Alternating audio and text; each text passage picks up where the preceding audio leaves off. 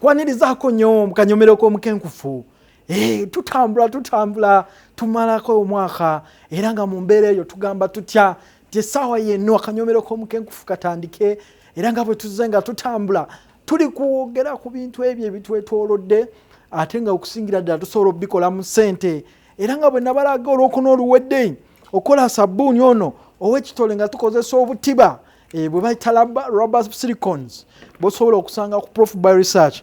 Naye olwaleero njagala ate tusenvule tukozese ku kyuma kino kiringa mmotoka wadde terina mipiira.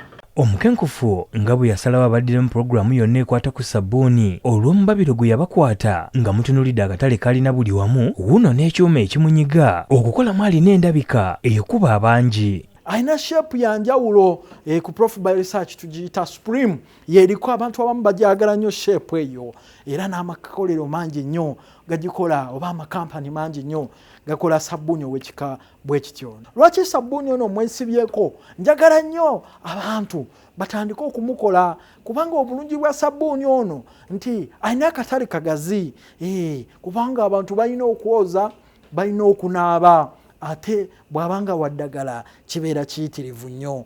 Ng'oyise mu mitendera gyonna egikola sabbuuni w'omuti mwe tutabulira half lita ya potassium hydroxide mu lita ya butto wa palm kernel mwe tugatta obuloosa ne langi gye tuba tulonze omuti gwe tuba tufunyeemu gwe tusalamu ebitole ne tunyigira mu kyuma kino. Tabulamu bulungi nnyo ng'obitabula bulungi nnyo olumala ng'okuba okutuuka we bikola obuugi.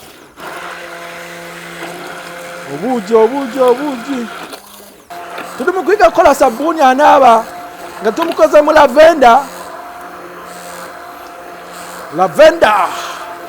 omuddo ogwo gwa lavenda kiyitirivu n'olwekyo oyiwa bulungi nnyo. Beautiful oyiwa bulungi nnyo omala omuyiwa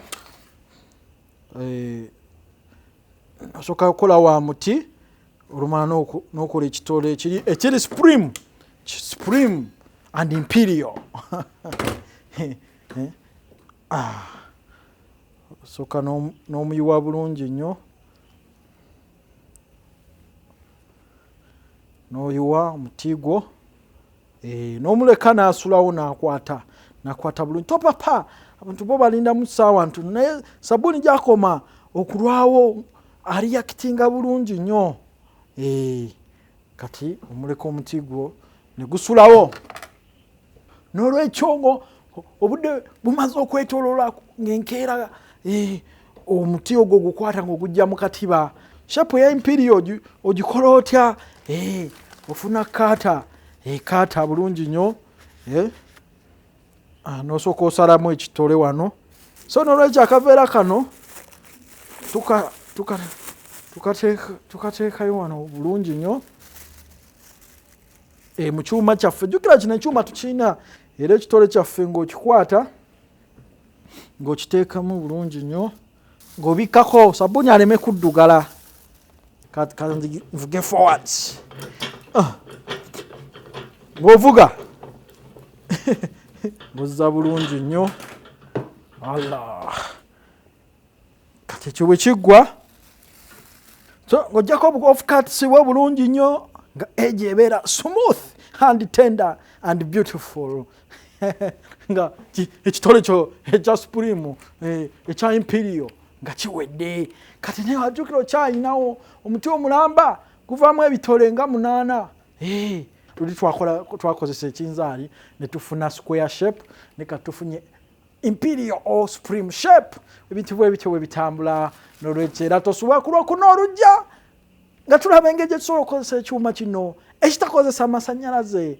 Naffe twerwaneko mu mwaka guno ogujja, naffe tuteekewo enjawulo anti tugambe nti ensimbi zimera ku miti, tulina kukozesa bitwetoolodde okwerwanako ate ebirungi bibeera mu maaso. Omwaka guno guba gukunyize, tunuulira omwaka ogujja.